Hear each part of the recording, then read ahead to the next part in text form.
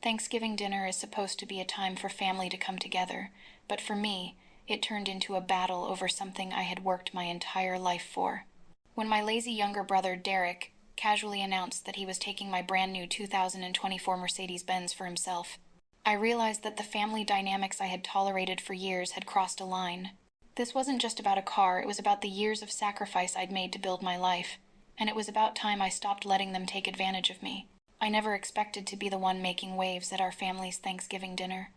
For years, I've been the dependable one, the responsible older sibling who worked hard to get ahead, while my younger brother Derek, at 21, barely managed to hold a job for more than a few months.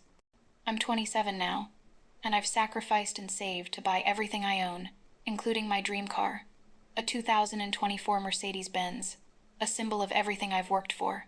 But when Derek announced, over a plate of mashed potatoes, that he was taking my car for himself, I realized something. This was the moment I needed to stop playing the part of the family's caretaker. I had other plans, and it was time to make them clear. Thanksgiving dinner had always been a time of casual family tension for me. We'd gather at my parents' house in the suburbs, the same house I'd spent my childhood in, and eat until we couldn't move. My mom would complain about the turkey not being crispy enough, and my dad would crack the same tired jokes. Derek, my younger brother, would either be glued to his phone or engaged in some half-hearted conversation with our parents, only to retreat back to his room when things got too real. But this year, everything changed. The words that Derek spoke at that table didn't just leave my mouth dry, they left me reeling. "I'm going to take your car, Marianne. The Mercedes. It's just sitting there, right?" Derek said, as if he were asking for the TV remote instead of something I had worked years to afford. My fork hovered in the air. The mashed potatoes on my plate lost all their appeal as I glanced over at my brother, still sitting there with the same goofy grin on his face. He looked completely serious, not even aware that he was making a request that would send shockwaves through the room. "What?" I asked, not believing what I'd just heard. Derek didn't seem to care much about my disbelief. "Yeah, I think it'd be perfect for me. I can't keep borrowing Mom's car all the time. Plus, you've got your fancy job and your whole life figured out, don't you think? It's about time I had something nice." My mother, Christiana, chimed in, not even looking up from the bowl of green beans she was passing to my dad. "Well, Marianne, it makes sense. You don't need two cars, do you? Derek's been really struggling with his commute, and a car like that would be a good investment for him." I was speechless. My mind was racing as I tried to process what was happening.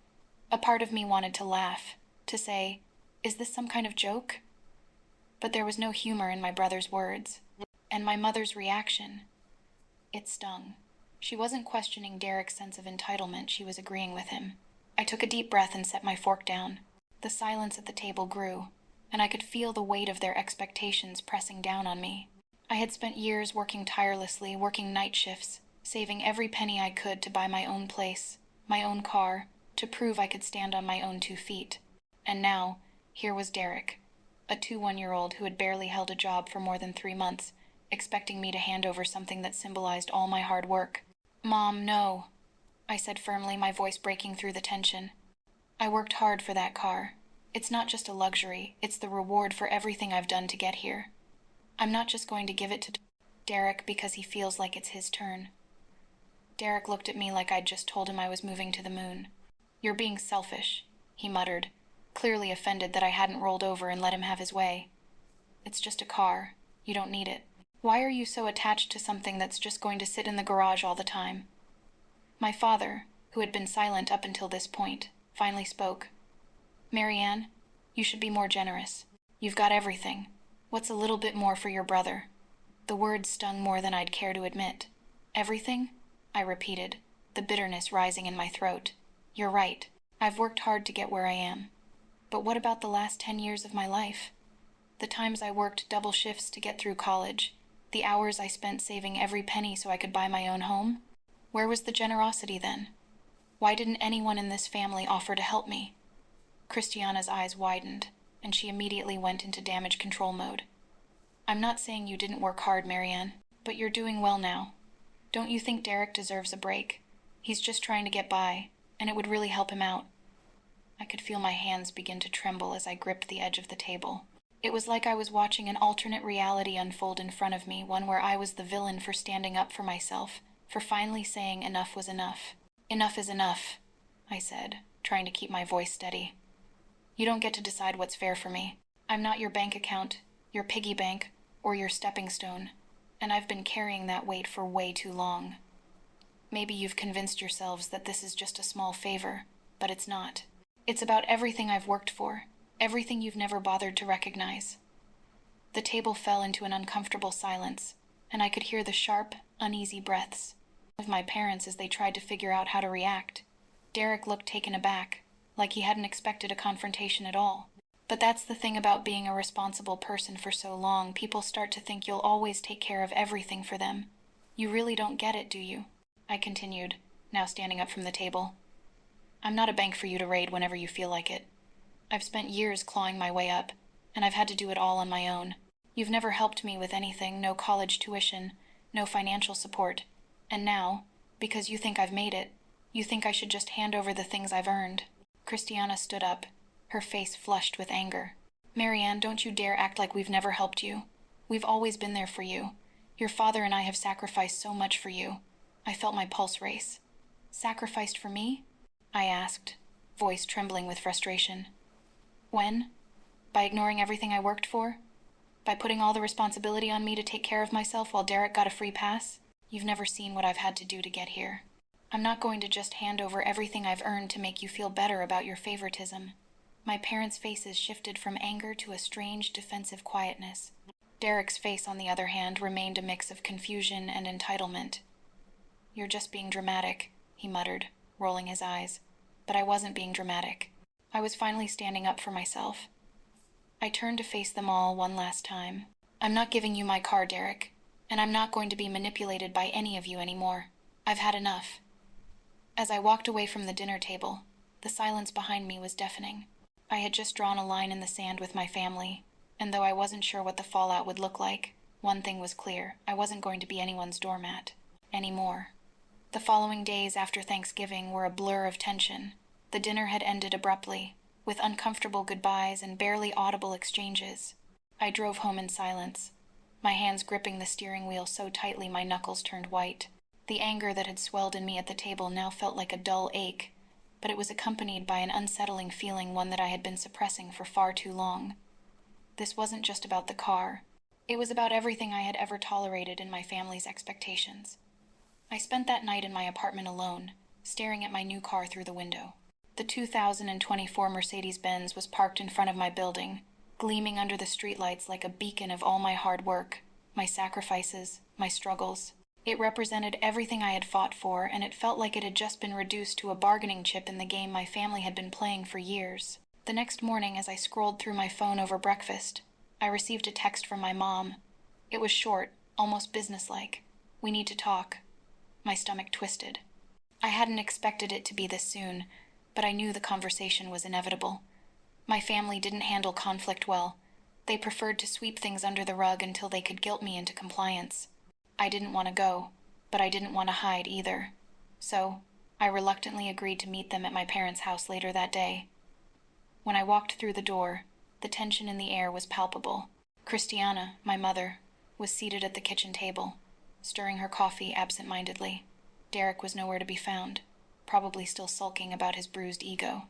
My father sat at the counter, tapping his fingers nervously against the granite surface. They were both waiting for me to speak, but I could tell they had rehearsed what they wanted to say. "Marianne," my mother began, her voice softer than usual but no less insistent. "I know you're upset about the car, but I think you're being a little unreasonable. It's just a car, sweetheart. And Derek is really struggling right now. I don't see why you can't help him out. You've always had everything, and maybe it's time you gave a little back." I felt the frustration rise again, but I forced myself to remain calm. "It's not just a car, Mom. It's a symbol of everything I've worked for. I saved for years to buy it. I didn't just wake up one day and decide to splurge. This car represents my independence, my success. You can't just ask me to give it up." Christiana sighed, leaning back in her chair. "I know you've worked hard, but you've got so much. You don't need that car. It's just sitting there. And Derek could really use it. He's been so stressed about school and work. He's been trying, you know?" She was trying to soften me up, to make me feel guilty for my success, as if somehow my hard-earned accomplishments had become a burden. I could feel the resentment creeping in, a familiar feeling I'd carried for years but had never fully acknowledged. I was always the responsible one. I always took care of everything. And every time I did, my parents expected more. The more I gave, the more they expected, and the less I received in return. "No, Mom," I said, more firmly this time. "He's had more than enough time to figure things out. You've enabled him for years. I've been on my own since I was 19, working 2 jobs to pay for everything, while Derek has lived in your house rent-free, had every bill paid for him, and been given every opportunity without having to lift a finger. It's not fair." Christiana's eyes narrowed, and I could see the disappointment in her expression. "You don't have to be so harsh, Marianne. Derek's just a kid. He doesn't understand everything the way you do, and you're his sister. You should help him." There it was, the guilt, the constant refrain that I should do more, give more, be more. I had heard it all my life. I was the one who had it together, the one who had everything. So why shouldn't I share with the one who didn't have enough? I was so tired of it. Tired of feeling like the family's caretaker. Tired of feeling like the responsible one who had to give up her dreams and her goals to satisfy everyone else's whims. "I'm not going to just give him the car, Mom. I've given up too much for everyone else, and I'm done," I said, standing up and turning to face my father. "You don't get to tell me what I owe anyone. Not anymore." The words hung in the air, and for a moment, everything was silent. My dad looked at me, his face unreadable. He'd always been the quieter one, the one who let my mother make the decisions. But even he couldn't hide the look of disappointment in his eyes. "Marianne," he began, his voice heavy with the weight of years of unspoken expectations. "You know your mom's right. We've always been there for you. We've always tried to help you. We just don't understand why you're making such a big deal out of this." I took a deep breath. "This isn't about the car, Dad. It's about how you've treated me my whole life. You've always expected me to take care of everything. School, my own living expenses, my career. And then there's Derek, who gets everything handed to him on a silver platter. I'm done being the responsible one, the one who has to keep things together. It's time for Derek to figure it out on his own." My father's expression softened, but he still didn't understand. "He's your brother, Marianne. Don't you think family should come first?" "Family should come first," I said, my voice shaking with emotion. "But that doesn't mean I have to sacrifice my happiness, my hard work, and my dreams just to make everyone else comfortable. I've been doing that for years, and I'm done." The conversation ended with a heavy silence. Christiana, her face still tense, excused herself to make dinner, and my dad muttered something about needing some space. As I walked to my car later that evening, I couldn't shake the feeling that nothing had really changed. I'd said what I needed to say, but it felt like there was still a mountain between us, a chasm that I wasn't sure could be bridged. But as I sat in my car, the cool night air outside, I felt a growing sense of relief. For the first time in a long time, I wasn't playing the role of the responsible daughter, the one who always gave in. I was finally standing up for myself, asserting my boundaries. I wasn't sure where this new path would lead, but one thing was clear. I was tired of being the family's doormat. I had worked too hard for my success to give in to their demands, and I was finally ready to live life on my terms. It didn't take long for the drama from Thanksgiving dinner to spill into the digital world. The next morning, as I scrolled through my social media feed, I saw Derek's post. So apparently my sister thinks she's too good to help out her family. Took me 10 minutes to realize that she's just selfish, ungrateful, and thinks her 2024 Mercedes-Benz is more important than her brother. I guess when you work hard to make it big, you forget about the people who've been there for you. But hey, I don't need her car anyway. It's not like she needs it. Guess I'll keep trying to figure out how to make it in this world without family support. Number family first, number disappointed, number selfish. I stared at the post, my stomach sinking. Derek had taken to social media to paint me as the villain, making me out to be a spoiled, selfish sister who was denying him something he deserved. He hadn't just complained about the car. He had turned the whole situation into a public spectacle. It felt like a slap in the face. What hurt even more was the way he had framed everything. He made it seem as though I had never offered support, when in reality, I had always been the one to pick up the pieces covering bills when he was short on rent, bailing him out of trouble more times than I cared to count. And now, because I had refused to give him my car, I was the bad guy? I took a deep breath and tried to push the anger down. But it wasn't just anger. It was a mix of frustration, confusion, and an overwhelming sense of betrayal. Derek had no idea what it was like to work for everything he had. He didn't know what it meant to struggle, to sacrifice, and yet here he was, acting like I was the one who owed him something. I sat there for a while, staring at the screen.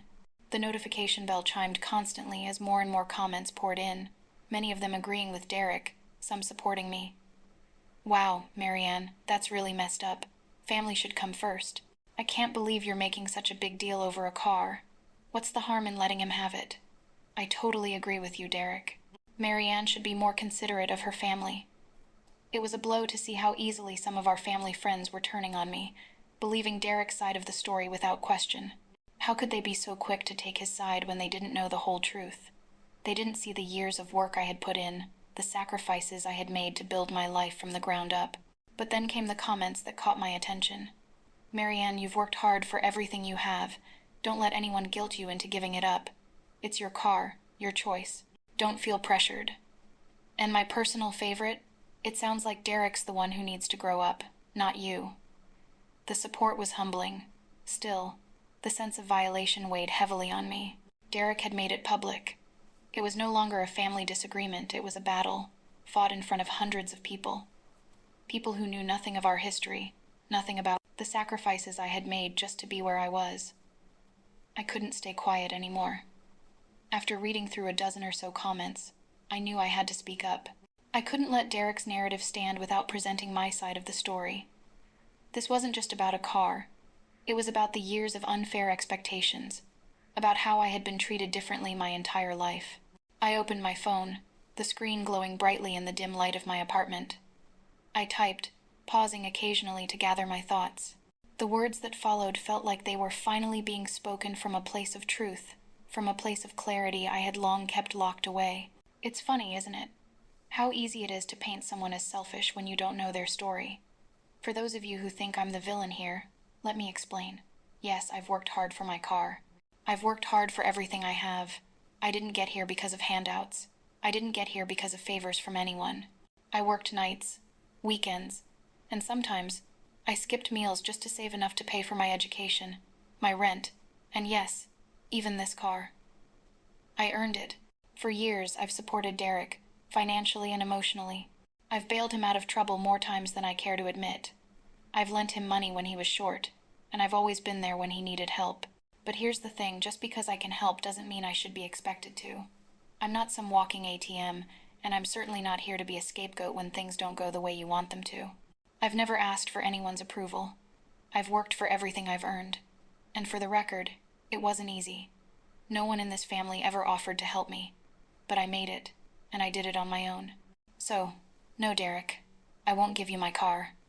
I won't let you take from me what I've worked for, just because you think you deserve it. I'm tired of being the one who carries the weight, and I'm tired of being made to feel guilty for not giving in. Family is important, but that doesn't mean I have to sacrifice my own well-being to make others feel comfortable. It's time to stand up for myself, and I'm not backing down. This is my story, and I'm not apologizing for it. I hesitated for a moment before hitting post. I felt a sense of finality as my words went live. The backlash would probably escalate, but at least I would no longer be silent. I was finally taking control of my own narrative. Within minutes, the post began to explode. Comments came flooding in, some agreeing with me, others still siding with Derek. But the more people read, the more I saw the shift. People started recognizing the truth in what I had said. I was no longer the selfish sister. I was the one who had worked tirelessly to get where I was, and I had the right to make my own choices. One comment stood out to me. "Marianne, you've got this. Your hard work and determination are admirable. Don't let them make you feel guilty for standing up for yourself."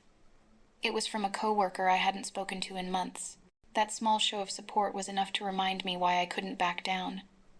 As the hours passed, my post began to gain momentum.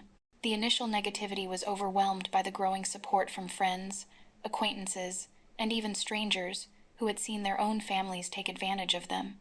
People were speaking up for the first time, sharing stories of their own experiences with entitled relatives and overbearing parents. The next morning, I woke up to a storm of notifications. My post had been shared dozens of times, and the comments section had become a battleground. Derek, realizing he had gone too far, posted a half-hearted apology. "I didn't mean to hurt anyone. Just wanted to get my sister to help me out. I'll figure it out myself." It wasn't much of an apology, but it was something. However, the damage had already been done. The internet had seen the truth. People had heard my side of the story, and in doing so, they had started to question the very foundation of the family dynamics that had kept me silent for so long. I didn't care about the apology anymore. What mattered was that I had finally stood up for myself. For the first time in years, I felt like I was in control, and I wasn't about to let anyone take that away from me. The phone rang late in the afternoon.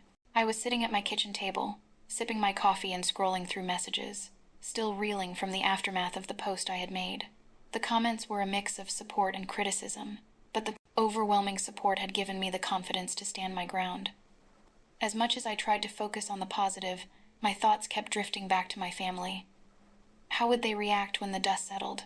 When I saw Christiana's name on the screen, a wave of anxiety washed over me. I had expected this call, but I wasn't sure I was ready for it. I hesitated, my finger hovering over the accept button. I knew it wouldn't be a calm conversation. But it was time. I couldn't keep avoiding this moment. I took a deep breath and answered. "Hey, Mom. Marianne," she snapped, her voice tight with fury. "What the hell were you thinking? Do you have any idea how embarrassing you've made this family? Do you have any idea how much you've hurt your father and me?" I winced at the sharpness in her tone, but I didn't back down. "I think I do know, Mom. I think I know exactly what I've done." Embarrassing us publicly like that, putting all our business out on social media for everyone to see? What kind of daughter does that? "Do you know how many people are talking about you now?" Christiana continued, her voice rising. "Do you know what you've done to your brother?" "Mom," I said, my voice calm but firm. "I didn't put our business out there. Derek did. He's the one who went public with his grievances. All I did was defend myself when he tried to paint me as the villain. I'm tired of being the scapegoat, Mom." She sighed heavily, clearly trying to keep her frustration in check. "You've embarrassed us, Marianne. You've made it all so public, and now people are taking sides. People are calling you selfish. We've always supported you, and now you're turning your back on us like this. You're making it seem like we've never done anything for you." Her words stung, but I couldn't let her guilt trip me into feeling responsible. I had worked too hard for too long to let that happen. "That's the problem, Mom. You've always supported me, but you've never really seen me. You've never recognized what I've had to do to get here. You've always treated Derek like he could do no wrong while I've been left to figure everything out on my own." There was a long pause on the other end of the line. I could hear her breathing heavily, a mix of anger and hurt in her silence. It was the first time I had ever spoken to her like this, and I knew it was cutting deep. "You think I don't know that?" she finally responded, her voice much softer now, though still tinged with bitterness. "You think I haven't seen the sacrifices you've made? I've always known, Marianne, but that's the thing. I've always expected you to be strong. I've always expected you to take care of yourself. Derek is different. He needs more help. He's been struggling, and we've always been there for you. But now you're turning your back on us?" I shook my head, the frustration welling up again. "I've never turned my back on you, Mom, but I'm tired of being the only one who always has to sacrifice. For years it's been me, taking care of everything, me picking up the pieces when things fell apart. When I got into college, you didn't offer to help with tuition. When I moved out at 19, you didn't offer me a place to stay. But Derek? You've paid for his college, his car, his rent. You've given him everything, and it's never been enough." I could hear Christiana's breath catch on the other end of the line, but I wasn't finished. "I've spent my whole life feeling like I wasn't good enough for you, like my success was never enough. And now you're making me feel guilty for saying no? For finally standing up for myself?" "Marianne," her voice faltered, "that's not how I meant it. I just don't understand why you're doing this. Why can't you just help out a little? Why can't you give him the car? It's just a car. It's not the end of the world." I could feel the tears threatening to surface, but I held them back. I wasn't going to cry over this. Not anymore. "It's not just a car, Mom. It's everything. It's about the way you've always treated me like I'm the responsible one, the one who can handle everything. It's about how you've never treated me like I mattered, not the way you've treated Derek. And I'm done with it. I'm done being expected to sacrifice my happiness and my hard work for everyone else." Christiana was quiet for a moment. The words I had just said were out there now, and I could hear her struggling to process them. She had always expected me to be the one who understood, the one who made sacrifices for the family, while Derek got away with doing the bare minimum. I had finally broken the silence, and I wasn't going to back down. "Marianne," she began, but her voice wavered. "I don't know what to say. I didn't realize that you felt this way. I didn't realize I was treating you differently." "Mom, you've been treating me differently for years," I said softly. "You've always expected more from me, and you've let Derek coast through life. I've had to carry the weight for both of us. I'm not going to do that anymore." There was another long pause, and I could hear the quiet shuffle of movement in the background. Christiana was processing everything I had said, and I could feel the tension easing ever so slightly. But still, I knew she wasn't ready to fully acknowledge the truth. "I didn't mean to hurt you, Marianne," she said finally, her voice almost pleading. "I've always been proud of you, but I didn't realize how much you were carrying on your own. I just wanted to see Derek happy, too." "I know you want him to be happy, Mom," I said, my voice softer now. "But it's not my job to make him happy. He has to learn to take care of himself, just like I did. I can't keep being the one who picks up the pieces when he falls apart." Christiana sighed. "I guess I've failed you then. I don't know how to make it right, Marianne."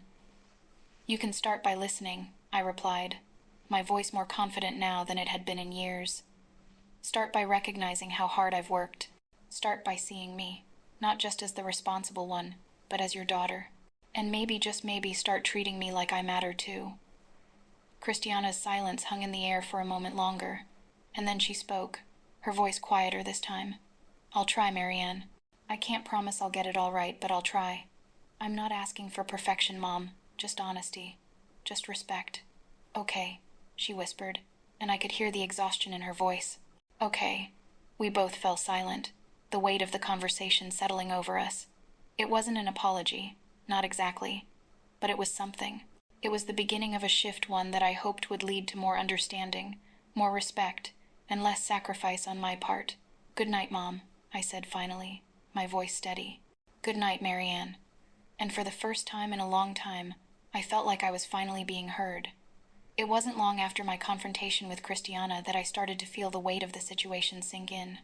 The tension in my family was thick, like an invisible wall that had been put up between us ever since Thanksgiving dinner. But as the days passed, I noticed something new. Derek was uncharacteristically quiet. He wasn't texting me, wasn't reaching out, and for the first time in a while, he seemed to be avoiding any direct confrontation. I knew he wasn't going to take this lying down, but it was unsettling to see how his usual bravado had dissolved. The day after my phone call with Christiana, I received a message from Derek. "Hey, Marianne, I know I've been a jerk lately. I didn't mean to upset you or anyone else. I guess I was just frustrated with everything. I really didn't mean it when I said I was taking your car. I was just joking. Can we talk about this?" I stared at the message for a long time. It wasn't the apology I had expected, but it was a start. There was no real acknowledgement of the harm he'd done, no recognition of how out of line his request had been. But the fact that he was reaching out after everything was enough to give me pause. Maybe he was genuinely sorry, or maybe he was just trying to salvage his own image after the social media backlash.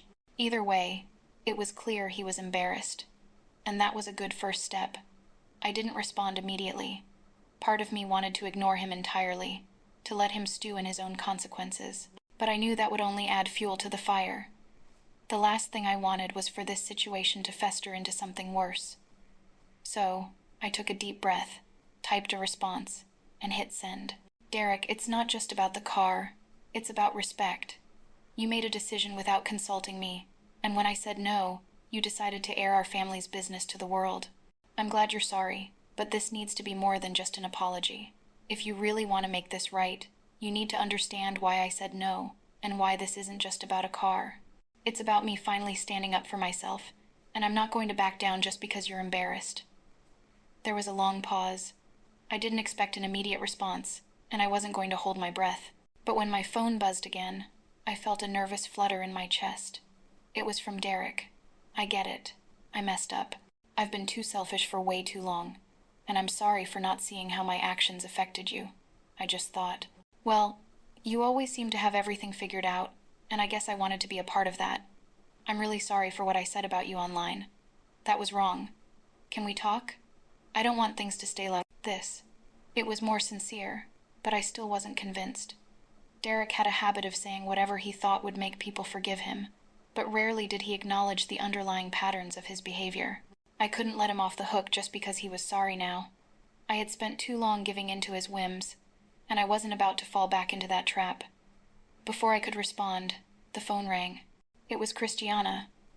My heart sank, but I answered. "Marianne, I need to talk to you," she said, her voice strained with a mix of frustration and guilt. "Derek is really upset about how things went down. We've been trying to figure out how to move forward, but we just don't understand why you're making such a big deal out of this." "I'm not making a big deal out of it, Mom," I said, my voice steady. "I'm standing up for myself for once. It's not about the car, it's about everything. The way Derek just assumed he could take it. The way you've always expected me to give, and give, and give, without ever recognizing what I've had to do to get here." Christiana sighed heavily. "We never meant to treat you that way, Marianne. You know we've always supported you, right? But you've always been the strong one, the one who handles everything. We just thought you'd want to help Derek, especially now that things are hard for him." "I've always helped, Mom," I said, frustration creeping into my voice. "I've helped him out financially, emotionally, and every other way you can think of, but I've never been asked for anything in return, and that's fine, I love him. But I can't keep being the one who sacrifices everything. I'm allowed to set boundaries. I'm allowed to say no." I heard Christiana take a shaky breath. "You're right, Marianne, I just don't want things to be this way. It feels like you're pulling away from us. Derek needs you. He's having a hard time. And I'm still here, for him, but not at the cost of my own well-being," I said firmly. "I love you, Mom, but I'm done sacrificing myself for the sake of this family's dysfunction. I've spent years trying to be the one who fixes everything, and I'm not doing it anymore. Derek needs to learn how to handle things on his own." "Please, Marianne," Christiana said, her voice softer now, almost pleading. "Don't make us choose between you and Derek. We're your family. You can't just shut us out." "I'm not shutting you out," I said, my voice shaking slightly. "I'm setting boundaries, and that's something I should have done a long time ago. I can't keep being the one who sacrifices for everyone else. I've given enough." There was silence on the other end of the line, and then Christiana spoke again, her voice quieter. "I understand. I just want you to know we're not trying to hurt you. But we need to figure out how to move forward as a family. I need you to start recognizing me, Mom. Not just as the responsible one, but as your daughter. I need to be seen for once." The conversation ended with Christiana saying she needed time to think, and I wasn't sure where we stood, but at least I had said what needed to be said. I wasn't backing down. Minutes later, I received a text from Derek. "I know I can't expect things to go back to normal overnight, but I just wanted to say I'm sorry for how I acted. I was wrong to expect so much from you, and I'll work on being better. I just hope we can move forward somehow." I stared at the message for a long time. Part of me wanted to accept his apology right away, to smooth things over and restore the peace. But I couldn't. Not yet. Derek had to show more than just words. He had to prove he was capable of change, and that wasn't something I could do for him. I took a deep breath and typed back, "I appreciate the apology, but this isn't just about the car, Derek. It's about everything that's been happening for years. I'm willing to move forward, but it's going to take time. I'm not just going to let things go back to the way they were." I sent the message and set the phone down, feeling both drained and relieved. I loved my family, but I couldn't let their expectations control my life anymore. I had to protect myself, and that meant standing firm in my decision. That evening, I reflected on everything that had happened in the last few days. Derek and Christiana's attempts to manipulate me were expected, but they weren't going to work anymore. I had finally broken free from the cycle of guilt, of always being the one to give in.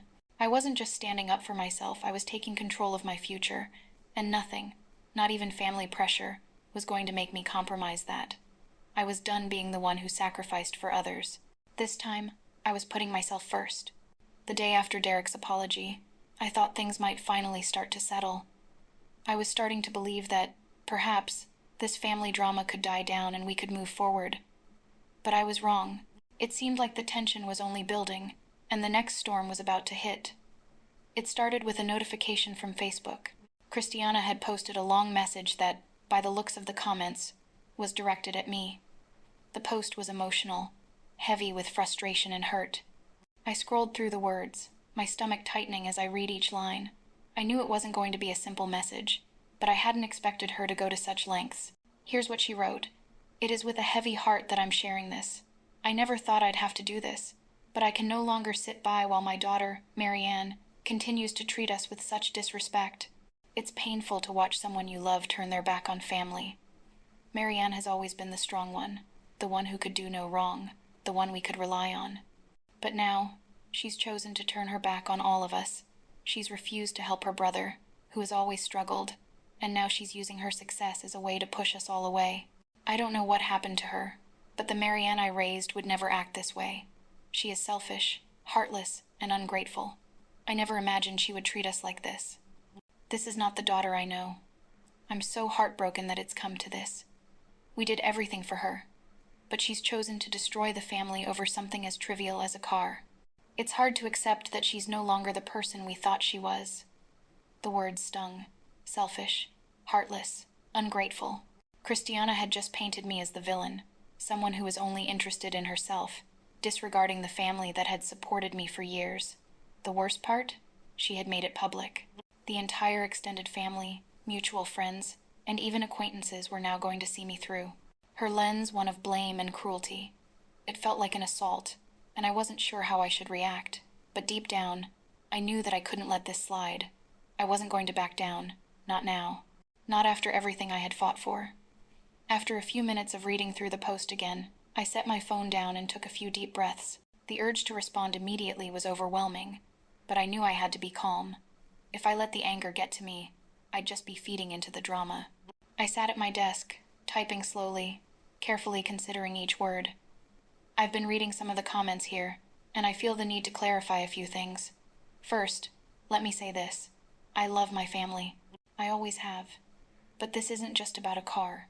It's about years of sacrifice, hard work, and finally coming to a place where I can say I've earned something on my own. I've always been the responsible one, the one who took on the weight of everything.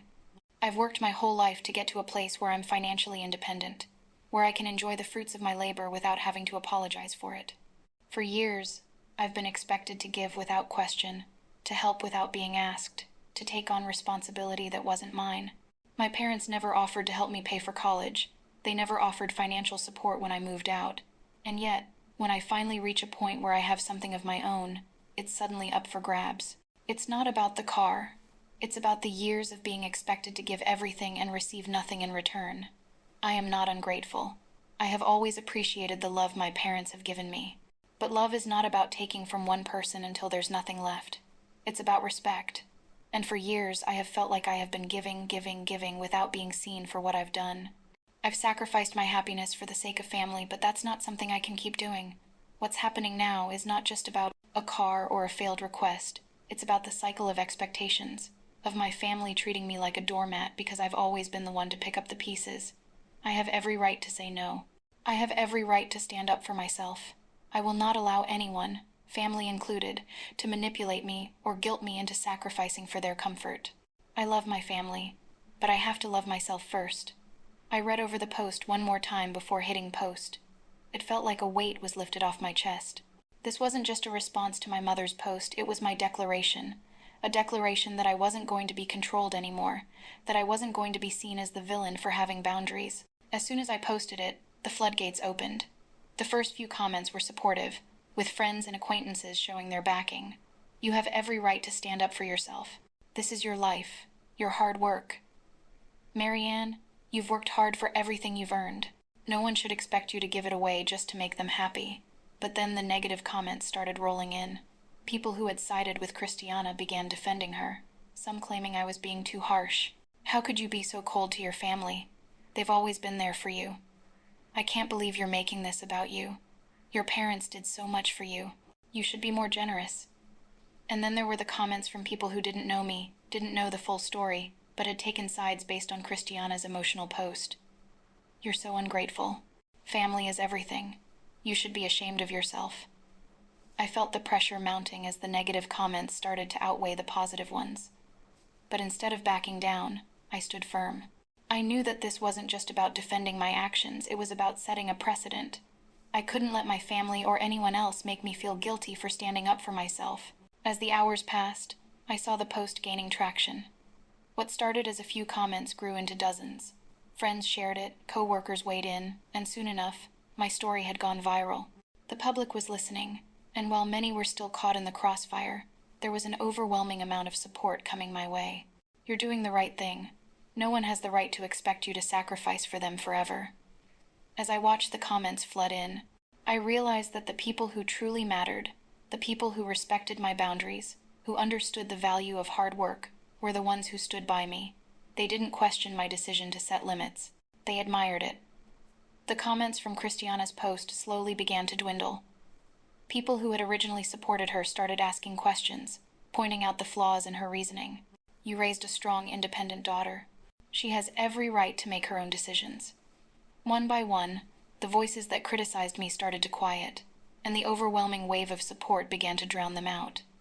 I felt a sense of relief wash over me. For the first time in my life, I had stood up for myself, and I wasn't backing down. The storm was far from over, but I was no longer afraid. This was my life, and I would no longer let anyone manipulate me into thinking that I owed them anything, least of all my hard-earned success. In the end, the public's reaction didn't just validate me, it gave me the strength to keep going. I wasn't just fighting for my car, I was fighting for my right to live on my own terms, and no one was going to take that away from me. The phone call came in the early afternoon. The number on the screen said it all. My father. I wasn't surprised, but I was bracing myself. After everything that had happened after the Thanksgiving blow-up, Derek's public post, and Christiana's emotional social media plea, I knew this conversation was going to be different. The tension had been building between us for weeks, but now it felt like it was coming to a head. I answered the phone, my heart beating faster than usual. "Hey, Dad." There was a long pause before he responded. "Marianne, we need to talk." His tone was different, harsher, more formal than I'd ever heard him. It wasn't the voice of the man I had grown up with. It wasn't the voice of someone who understood. It was the voice of someone who was used to being in control, who didn't like being challenged. "I'm listening," I said, keeping my tone steady, though I felt my frustration bubbling under the surface. "Listen," he began, his words slow and deliberate. "This whole situation is out of hand. You've embarrassed the family. Your mother and I can't take much more of this.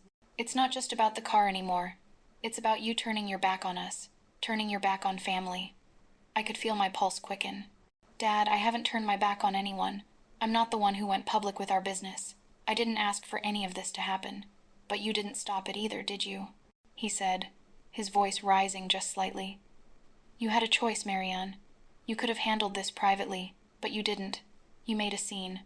And now your mother and I are left trying to explain your actions to everyone. You're making it worse for all of us." I stayed silent for a moment, digesting his words. It was the same tired script, the same manipulation I'd heard my whole life. "You made it worse for us." "Never. We made this difficult for you." "Never. We pushed you to this point." Always me.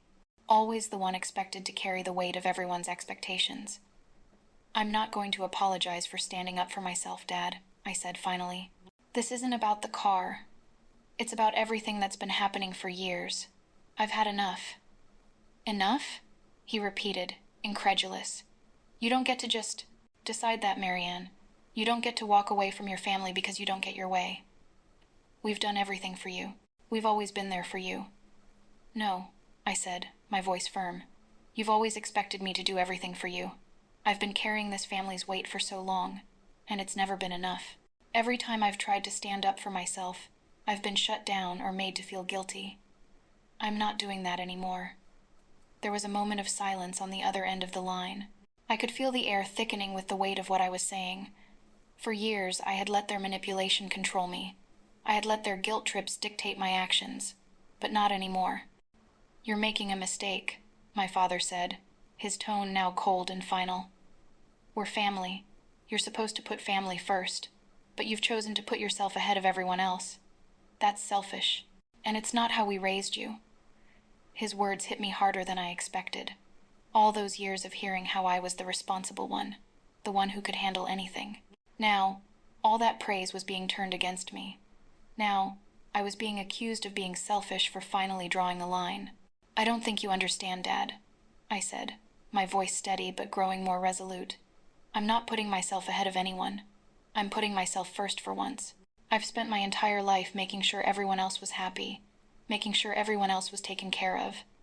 But no one ever asked me if I was okay. No one ever asked me if I was happy. Now I'm saying no, and it's a problem. You can't just walk away from this family because you don't like how things are going," my father continued, his voice tight with anger. "We've had enough of your attitude, Marianne. If you don't take down that post and give Derek the car, we can't have a relationship with you. This isn't just about the car anymore, it's about respect. And if you can't show that respect to your family, then we're done." I felt a sharp pang of disappointment in my chest. It was the same ultimatum I had expected. But hearing it from my father, the man I had always looked up to, the man who had taught me so many things about responsibility, was crushing. It wasn't just about the car. It was about him demanding that I bend to his will, that I continue to play the role of the dutiful daughter who gives and never asks for anything in return. It was about him trying to control my life, as he always had. I took a deep breath, steadying myself. I could feel the weight of the decision settling in, but I was more certain than ever. I wasn't going to let their manipulation control me any longer. "I'm sorry, Dad," I said, my voice calm but firm. "I'm not taking down the post. I'm not giving Derek the car. I'm not going to give in to your ultimatums. And I'm not going to let you or anyone else guilt me into sacrificing my happiness for your comfort. I've spent too long trying to please everyone, and I'm done." "You're making a mistake," he repeated, his voice quieter now, but there was still an edge to it. "You can't just walk away from everything we've done for you." "No, I'm not walking away from you, Dad. I'm walking away from the cycle of manipulation, from the expectation that I should always be the one who gives up everything for the family. I'm not doing that anymore. I can't." There was another long pause, and I could hear my father breathing slowly, like he was processing what I had just said. Finally, he spoke again, but his voice had lost some of its earlier fire. "I don't know what to say to that. I thought you were different. I thought you understood what it means to be part of this family." "I do understand, Dad," I said quietly. "I understand more than you think. But I also understand that I can't keep sacrificing myself for the sake of the family's expectations. I need to live my life for me, not for anyone else." The silence stretched between us again, and then he spoke, this time more softly, almost sadly. "I don't know if I can accept this, Marianne." "I understand," I said, my voice steady. "But I can't change who I am to make you happy. This is who I am now, and I'm not going back." With that, I ended the conversation.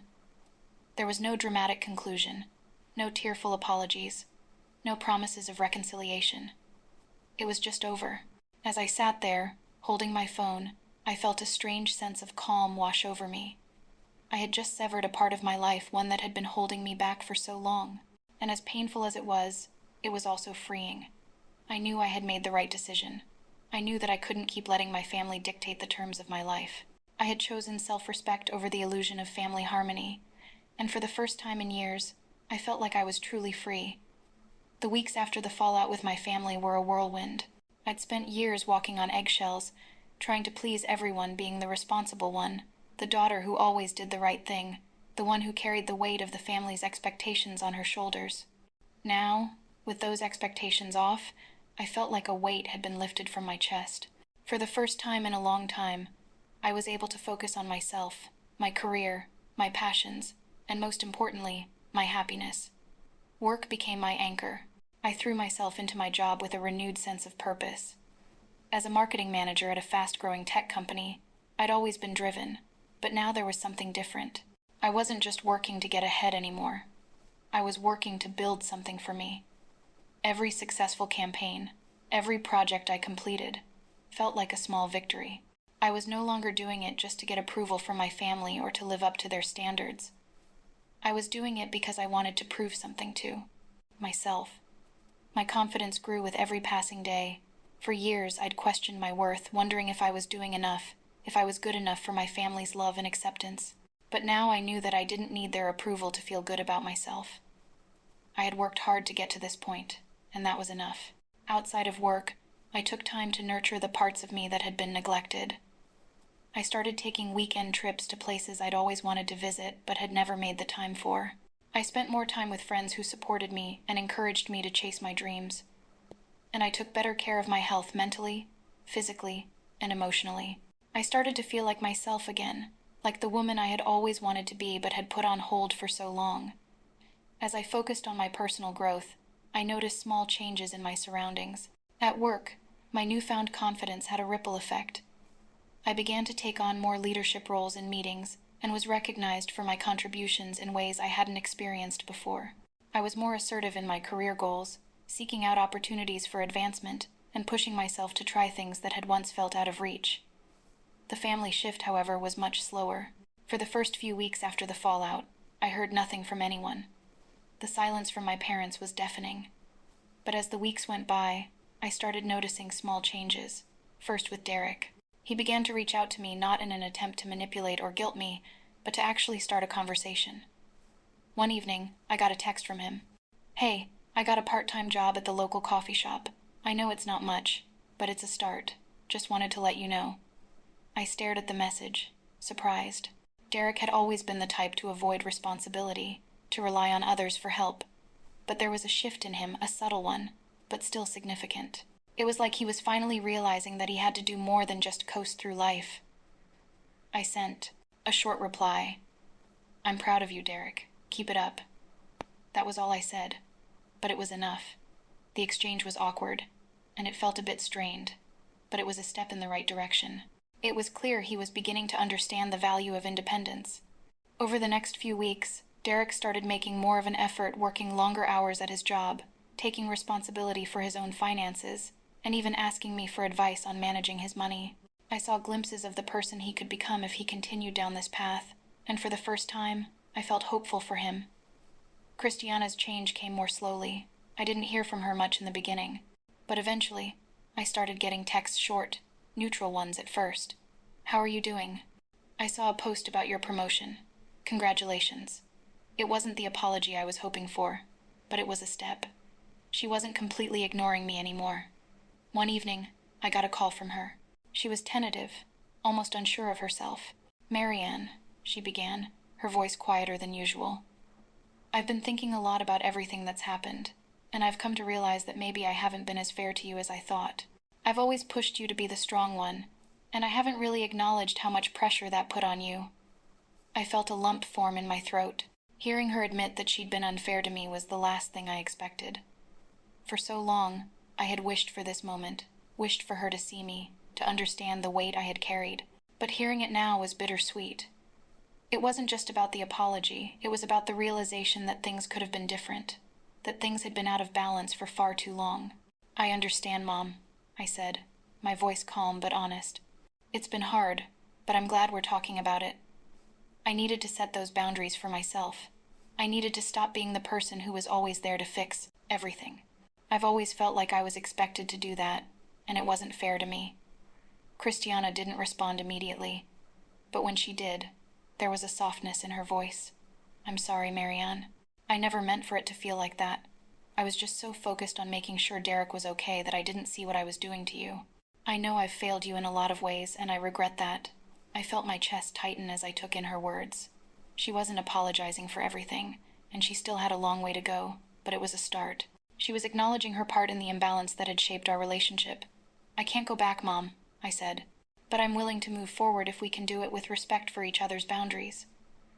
There was a long pause before Christiana spoke again, and this time, her voice sounded more at peace. "I'd like that. I really would." A few months later, the family attempted to reconnect. It wasn't a grand gesture, and it certainly wasn't easy. We met for dinner at a small restaurant, and the conversation started off awkwardly. Derek was there, more composed and less anxious than I'd ever seen him. Christiana was quieter than usual, but there was a tenderness in her eyes, like she was trying to gauge whether I was really ready to forgive her. My father, as usual, was trying to play the peacemaker, but I could tell he was still processing everything. We talked about everything and nothing: work, life, small talk. But there was an unspoken understanding that things had shifted. I wasn't the same person I had been before, and they weren't the same either. We weren't trying to return to what we once had. We were learning how to redefine our relationship. At the end of dinner, my father put down his fork and looked at me, his eyes tired but sincere. "I was too hard on you, Marianne," he said quietly. "I didn't see what you were going through. I expected too much, and I failed to see how much you had already given. I'm sorry." I felt a lump in my throat again. For so long I had yearned for this moment, this acknowledgement that I wasn't just the one who had it all together, that I wasn't the one who was always expected to sacrifice. "I understand, Dad," I said softly, "and I'm willing to move forward, but only if we can respect each other's boundaries from now on." There was a long silence before he nodded. "I'll respect that. We all need to do better." As I left the restaurant that night, I felt a sense of calm that I hadn't felt in years. Things were still changing, but I knew I was on the right path. I had fought for my happiness, for my independence, and for my boundaries, and in doing so, I had found freedom. I no longer carried the weight of everyone else's expectations. I had earned everything I had, and my future was now in my hands. I could move forward without the pressure of family obligations or guilt. For the first time in a long time, I felt like I was truly living my life on my own terms, and that was just the beginning.